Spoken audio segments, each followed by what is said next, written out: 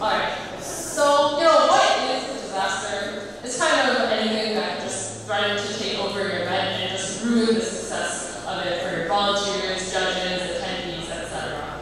So we're going to split this into kind of pre-event, during event, and post-event. And we'll follow up with an example of a disaster that could threaten to kind of kill your event, so to speak. Alright, so in my opinion, the most important part of this is the pre-event planning. So I think some of you talked about this earlier, but it's really important to have an emergency fund. So around 10% of your budget should be allocated to things that you can't really plan for. So have this amount of money set aside for food or drinks. Somebody got hurt, had to go take an Uber to the hospital, that sort of thing. You want to be able to plan for these things. Money can't solve your problems, but it can kind of solve your problems if you know what I'm talking about. Next is promotion. So I think we've all been to events where it's like there's 3 people in a room, it's really awkward, and you do not want that to be your hackcon. So make sure you spam on Twitter, X, Instagram, Facebook, LinkedIn, all those social media platforms. Make sure to talk with other people and get them to go to your hackcon. Talk to people here and ask them to promote. Next, you want to make sure that you have some sort of FAQ or internal document, a Slack guideline, or just like a document of things that people should know before coming to the hackcon. So this goes for your judges, sponsors, attendees, and volunteers. People should know how to get to the washroom. They shouldn't have to ask person A, who tells you to go to person B, who tells you to go to person C, who tells you to go to person A. So you want this all to be kind of documented and publicly accessible so that people know what's happening. Fourth, you want to plan for enough food. So you want to buy the proper amount. I think Abdullah from UGE gave a really good talk on this. So you want to budget so that you don't have excess food and also so that you don't have people starving. This is really important. Sometimes this really just makes or breaks the hackcon.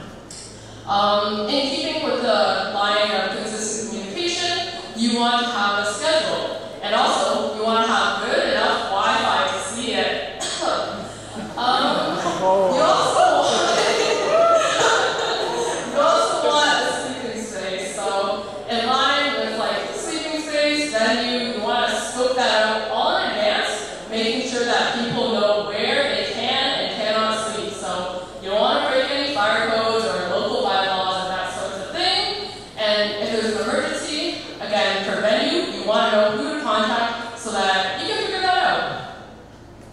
Okay, during the actual event, very simple framework. You gotta keep your ears open. So you want to, for any disaster, you want to evaluate disasters. So their causes and what those causes led to.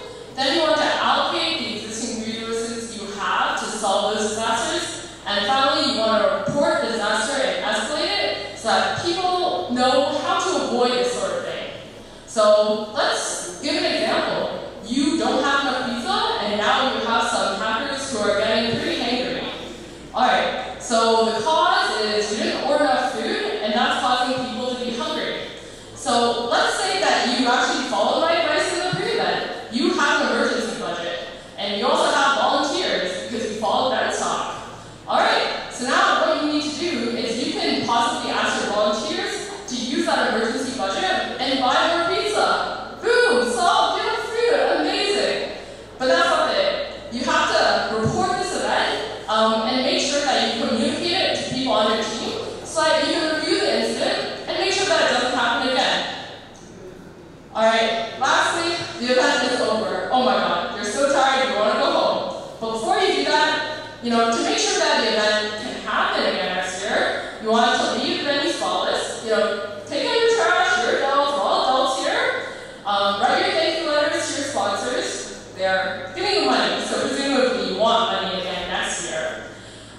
Make sure that your winners have the contact info and that they get the prizes within a reasonable time frame. And again, spam Instagram, LinkedIn, X with posts about your hackcon. Go get that cup. Do it. And finally, make sure to sleep, eat, recharge. Treat yourself well, guys. You're done. Congratulations.